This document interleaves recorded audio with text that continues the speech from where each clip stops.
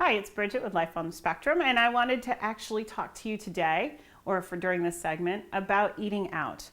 Now, I enjoy eating out and actually discovering different foods, but between my son was between the ages of 3 and 4, we really didn't go anywhere, and it was driving me crazy, and I needed to get out. And so I finally came up with this plan. My plan was to actually try to get my son interested in going out to eat. But I knew I couldn't do it at the peak hours. I couldn't do it at noon. I couldn't do it at 5 or 6. So I had to redo his schedule, which was hard. And trust me, I know.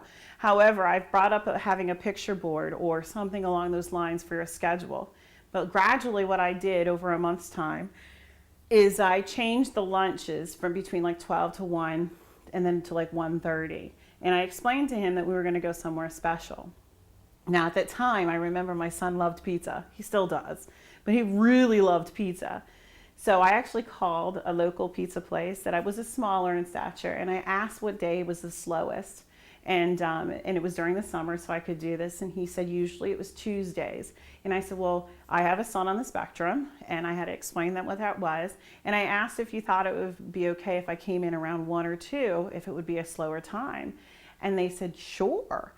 So we actually had one whole section to ourselves, and it was great because there was no problems with sensory or things like that. Yes, he could smell different things, but we talked about it, and we actually read a story about pizza and the pizza maker, I remember, and the guy was flipping pizzas up in the air in the storybook. And I prepared him for that day and for that outing.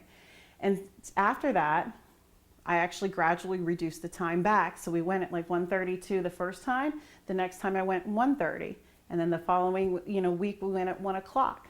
And then we went at 12:30. And then he was used to the place. And we tried to sit around the same table or area.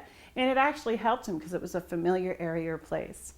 Just ask your local area and your local small businesses, because believe it or not, a lot of them want to help, especially if it's a mom and pop pizzeria or a mom and pop diner. And I'm telling you, eventually you don't have to worry about it.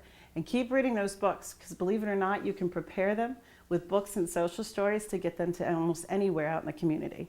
So good luck, and it's Bridget with Life on Spectrum. Thanks for watching that episode, and make sure you come back and join us again for upcoming videos.